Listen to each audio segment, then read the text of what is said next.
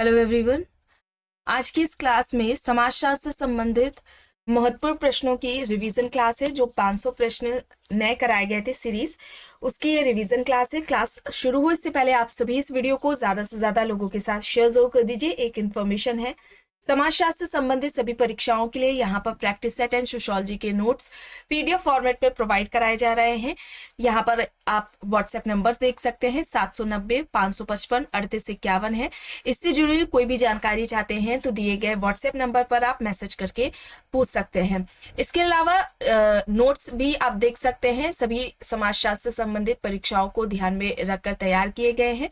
Higher exam के लिए जो फर्स्ट पेपर जीएस का है, इस प्रैक्टिस सेट में आपको प्रश्नों की संख्या 1000 से ज्यादा देखने को मिलेगी, जिसका प्राइस पहले 199 था, जिसे कम करके 149 कर दिया गया है। इसके अलावा एमपी असिस्टेंट प्रोफेसर एग्जाम के जो आपका जो ये एग्जाम है एमपी असिस्टेंट प्रोफेसर का, ये 1 जून को होना है। और इसका जो फर्स्ट पेपर है जीएस, इस प्रैक्टिस सेट में आपको 15 टोटल प्रैक्टिस सेट देखने को मिलेंगे। प्रश्नों की अगर संख्याओं की बात की जाए तो 750 प्रश्न इस प्रैक्टिस सेट में आपको देखने को मिल जाएंगे, जिसका प्राइस 120 रुपए है। बस थोड़ी ही देर में क्लास शुरू होने वाली है। आप सभी इस वीडियो को ज्यादा से ज्यादा लोगों के साथ शेयर जरूर कर दीजिए।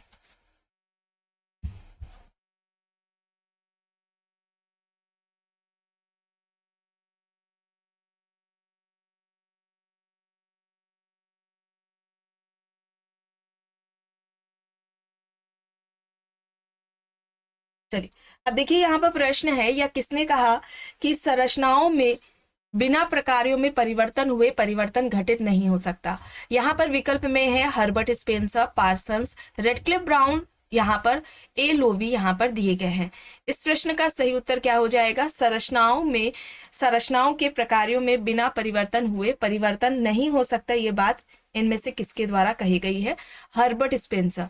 हर्बर्ट स्पेंसर ने ही सबसे पहले सामाजिक संरचना इस कॉन्सेप्ट का प्रयोग किया था, और सामाजिक संरचना की तुलना इन्होंने मनुष्य के मानवीय शरीर से की थी। ठीक है, यहाँ पर हर्बर्ट स्पेंसर होगा, तो विकल्प ए यहाँ पर राइट आंसर हो जाएगा। हर्बर्ट स्पेंसर ने सामाजिक विकास का सिद्धांत दिया है।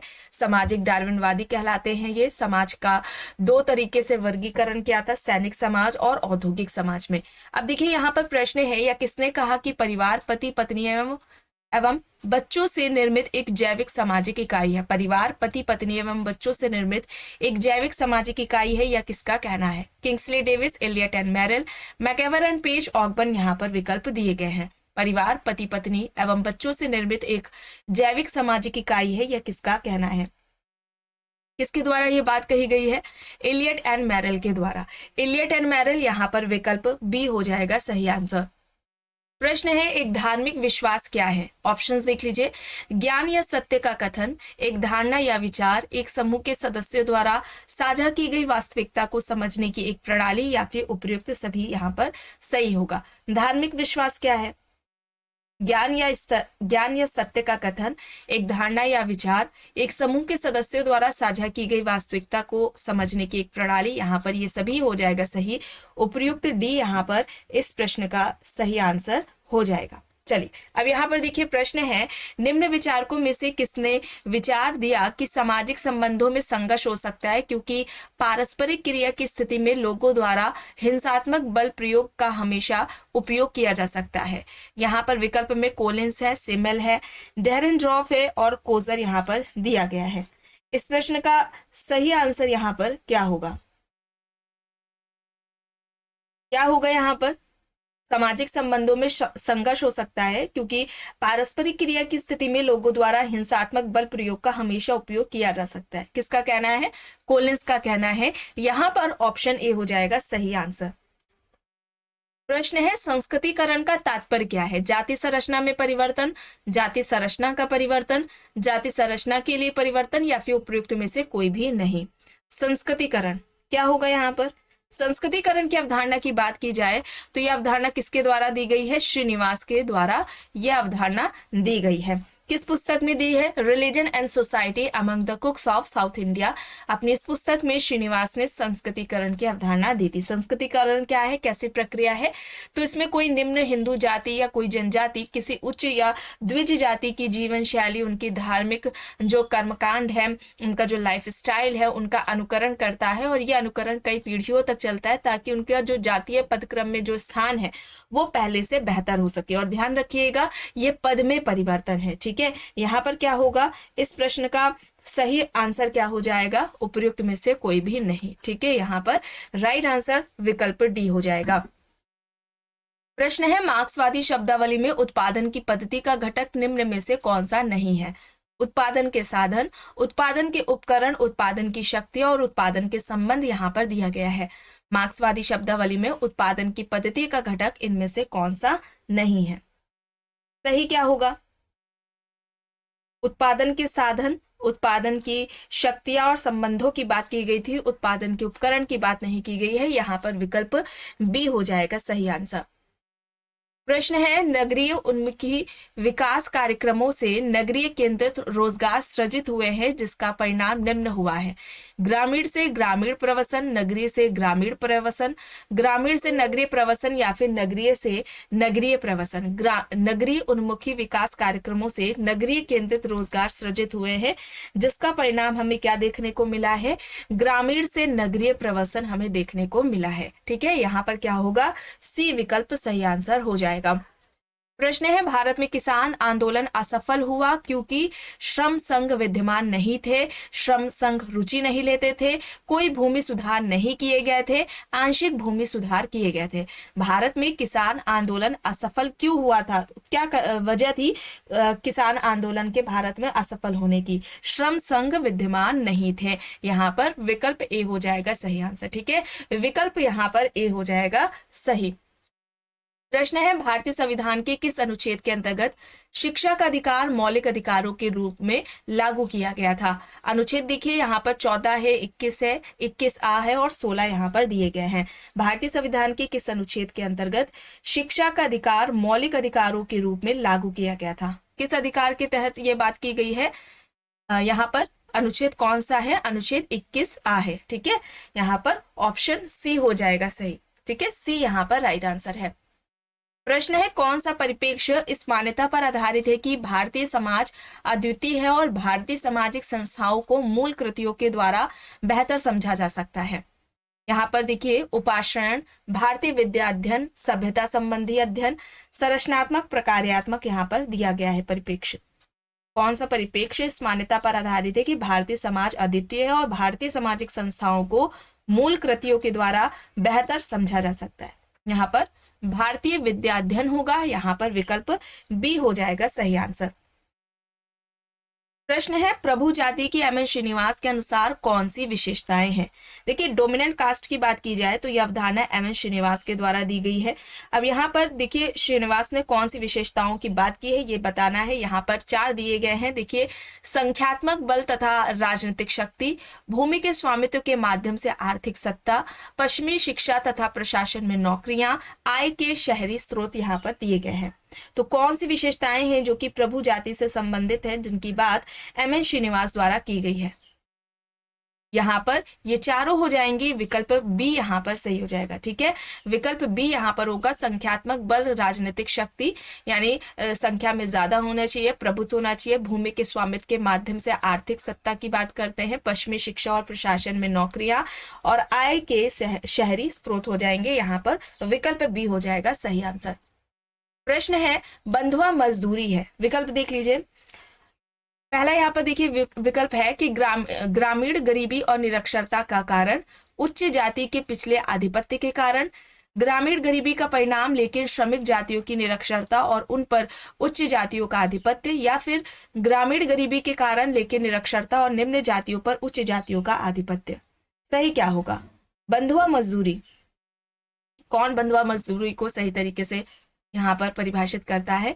ग्रामीण गरीबी के कारण लेकिन निरक्षरता और निम्न जातियों पर उच्च जातियों का आधिपत्य।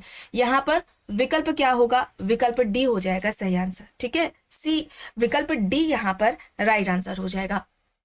प्रश्न है, व्यक्ति की श्रम शक्ति के उस मूल्य को मार्क्सवादी पद में क्या कहा जाता है जो नियोक्ता द्वारा उसे कार्य के लिए भुगतान किए गए मूल्य से बच जाता है? उपयोग मूल्य, अतिरिक्त मूल्य, विनिमय मूल्य, अवशेष मूल्य यहाँ पर विकल्प है। व्यक्ति की श्रम शक्ति के उस मूल्य को मार्क्सवादी पद में क्या कहा जाएगा जो नियोक्ता द्वारा उसे कार्य के लिए भुगतान किए गए मूल्य से बच जाता है? उसे हम क्या कहेंगे? सरप्लस वैल्यू कहेंगे, अतिरिक्त मूल्य कहेंगे। यहाँ पर विकल्प बी हो जाएगा सही। ठीक है, विकल्प बी यहाँ पर राइट आंसर है। और अभी तक जितने भी टॉपिक्स कंप्लीट कराए गए हैं सभी का फोल्डर बना दिया गया है जो कि आपको चैनल के प्लेलिस्ट में मिल जाएगा। आप प्लेलिस्ट चेक करेंगे, वहां पर आपको सारी क्लासेस के फोल्डर्स मिल जाएंगे। ये कार्ल मार्क्स, इन पर भी क्लासेस हो चुकी हैं। अब देखिए यहाँ पर प्रश्न है, आर्थिक परिप्रेक्ष्य जो मानता है कि व्यवसाय पर सरकारी प्रतिबंधों को कम करके प्राप्त स्वतंत्र बाजार शक्तियां ही आर्थिक समृद्धि का एकमात्र मार्ग प्रदान करती हैं, यह कथन किसकी अवधारणा को स्पष्ट करता है?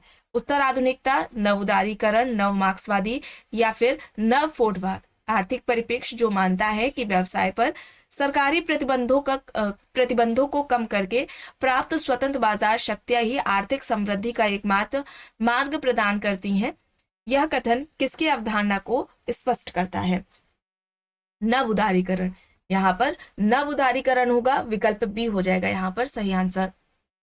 प्रश्न है, निम्न में से किस सिद्धांतवादी ने समसामयिक समाज को एक मृतक संस्कृति बताया जिसकी मृत्यु सभी सामाजिक पृथकताओं और भेदभाव का उदाहरण है? विकल्प में यहाँ पर बोडिलार्ड है, यूबैक है यानी उल्ड्रिच बेक है और एम फूको है और यहाँ पर जेएफ ल्योतार्ट यहाँ पर दिए गए हैं। किस सिद्धांतवादी ने समसामयिक समाज को एक मृतक संस्कृति बताया जिसकी मृत्यु सभी सामाजिक पृथकताओं और भेदभाव का उदाहरण है? सही आंसर क्या होगा? सही यहाँ पर आंसर बोडिलार्ड हो जाएगा। विकल्प ए यहाँ पर इस प्रश्न का सही आंसर हो जाएगा। प्रश्न है, माल्थस द्वारा प्रतिपादित जनसंख्या के सिद्धांत में निम्न में से कौन सी अवधारणा सम्मिलित नहीं है? अंगणितीय वृद्धि, सकारात्मक रोध, स्थिर जनसंख्या, निवारक रोध यहाँ पर विकल्प है। माल्थस द्वारा प्रतिपादित जनसंख्या के सिद्धांत में निम्न में कौन सी अवधारणा सम्मिलित नहीं है? सही यहाँ पर होगा स्थिर जनसंख्या। स्थिर जनसंख्या यहाँ पर विकल्प सी हो जाएगा। सामाजिक जनांकिकी के जनक माल्थस हैं, ये कई बार आपको बताया गया है और सामाजिक जनांकिकी से संबंधित क्लासेस भी हो चुकी है जिसमें एक दो क्लासेस हुई हैं जिसमें उस क्लास में ही इससे जुड़े जो इम्पोर्टेंट फैक्ट्स हैं, जो जिस तरीके से प्रश्न बनते हैं उन्हें भी कराया गया था। यहाँ पर स्थिर जनसंख्या होगा, सी यहाँ पर राइट आंसर हो जाएगा। प्रश्न है, निम्न में से किसने जीवन विश्व के 3 घटकों संस्कृति, समाज और व्यक्तित्व का अंतर स्पष्ट किया है? यहाँ पर शुट्स है, हर्सल है, पीटर बजर है और हेबरमास यहाँ पर दिया गया है। विकल्प सही क्या होगा? यहाँ पर किसने जीवन विश्व के 3 घटकों संस्कृति, समाज और व्यक्तित्व का अंतर स्पष्ट किया है? यहाँ पर हेबरमास हो जाएगा। ठीक है, हेबरमास हो जाएगा। विकल्प डी यहाँ पर इस प्रश्न का सही आंसर हो जाएगा। प्रश्न है, हेबरमास ने निम्न में से किस संकट का उल्लेख किया है? आर्थिक संकट, राजनीतिक और विवेक संकट है। फिर विकल्प बी में है आर्थिक संकट, वैध संकट और विवेक संकट।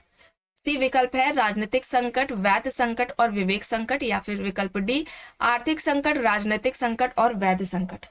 यहाँ पर सही क्या होगा? राइट आंसर क्या हो जाएगा?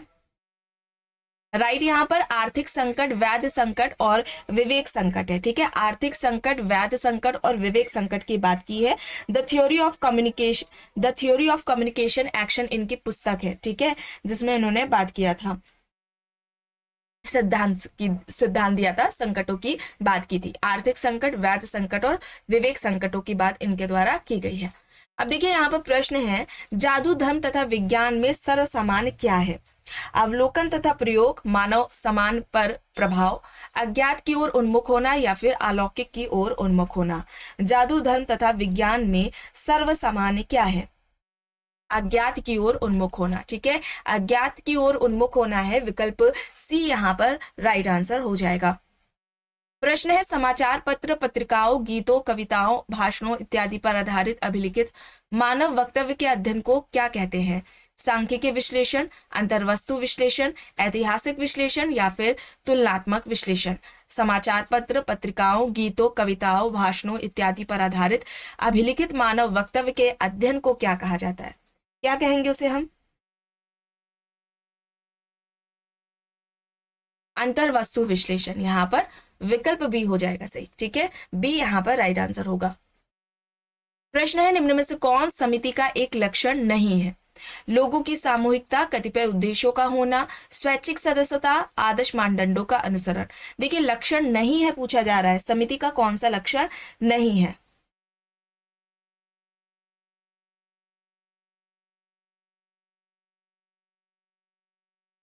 यहां पर कौन सा विकल्प सही होगा? यहाँ पर आदर्श मानदंडों का अनुसरण ये नहीं होगा, ठीक है। स्वैच्छिक सदस्यता होती है, एक निश्चित उद्देश्य को लेकर समिति का गठन किया जाता है, मूर्त होते ये हम देख सकते हैं। यहाँ पर विकल्प डी होगा, ठीक है, एक इसका पर्टिकुलर नाम होता है समिति का। यहाँ पर आदर्श मानदंडों का अनुसरण नहीं होगा, डी यहाँ पर सही हो जाएगा। प्रश्न है, आप देखिए यहाँ पर अधिनियम दिए गए हैं, मिलान करना है। दहेज निरोधक अधिनियम की बात की जाए तो कौन सा होगा? 1961, ठीक है, यहाँ पर ए का फोर्थ हो जाएगा। इसके अलावा देखिए अब यहाँ पर दो ऑप्शन है, इन दोनों में से एक होगा। हिंदू विवाह अधिनियम की बात की जाए तो हिंदू विवाह अधिनियम 1955 में था, बी का फर्स्ट हो जाएगा। ये देखिए यहाँ पर विकल्प डी हो जाएगा।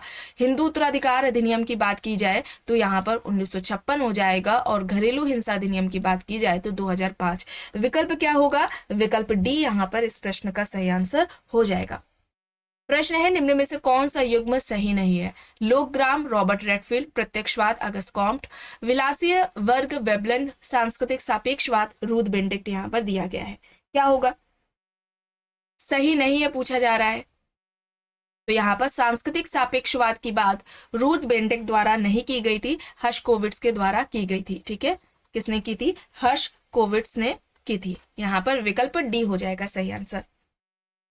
प्रश्न है, निम्न में से कौन सा युग्म सही सुमेलित नहीं है? सांस्कृतिक लय, ओपलर, दाय भाग, विज्ञानेश्वर, सामाजिक नियंत्रण, रॉस, आत्मदर्पण, कूले।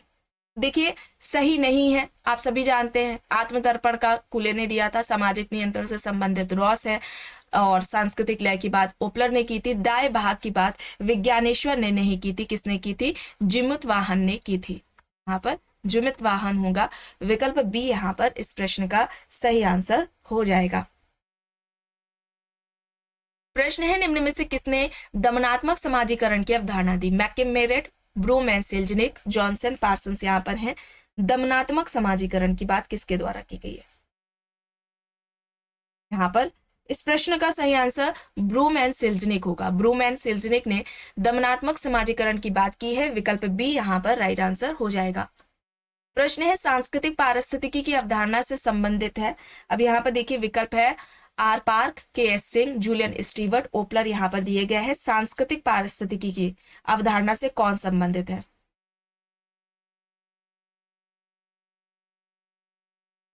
जूलियन स्टीवर्ट, यहाँ पर जूलियन स्टीवर्ट होगा, सी यहाँ पर राइट आंसर हो जाएगा, ठीक है, विकल्प सी यहाँ पर सही है। प्रश्न है, एक आयामी मानव पुस्तक है, वाइट है, रूथ बेनेडिक्ट है, एंथोनी गिडन्स है, हर्बर्ट मॉर्क्यूस यहाँ पर दिए गए हैं। एक आयामी मानव किसके द्वारा लिखी गई है? एक आयामी मानव हर्बर्ट मॉर्क्यूस के द्वारा लिखी गई है ये पुस्तक, विकल्प डी हो जाएगा यहाँ पर सही आंसर। प्रश्न है, मैकेवर व अन्य समाजशास्त्री जिसे अभौतिक संस्कृति कहते हैं उसे सोरोकिन ने क्या कहकर संबोधित किया? भौतिक संस्कृति, इंद्रियपरक संस्कृति, भावात्मक संस्कृति या फिर विचारात्मक संस्कृति।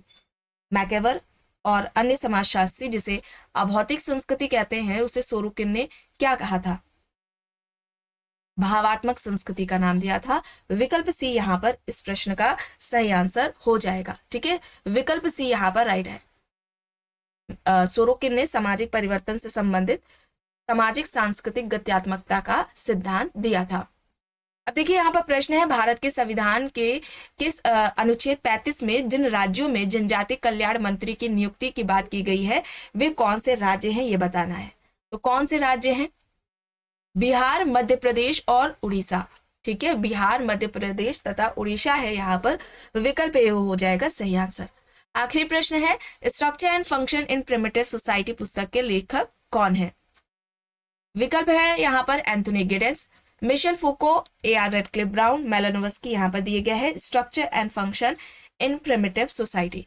किसके द्वारा ये पुस्तक लिखी गई है, structure and function in primitive society, Radcliffe Brown के द्वारा। यहाँ पर विकल्प सी हो जाएगा सही आंसर। तो आज की इस क्लास में बस इतना ही। आई होप ये आपको पसंद आई होगी। अगर पसंद आई है तो प्लीज लाइक करिएगा, कमेंट करके जरूर बताइएगा। चैनल पर अगर आप नए हैं तो चैनल को भी जरूर सब्सक्राइब कर लीजिएगा एंड इस वीडियो को जितना हो सके ज्यादा से ज्यादा लोगों के साथ शेयर भी जरूर करिएगा।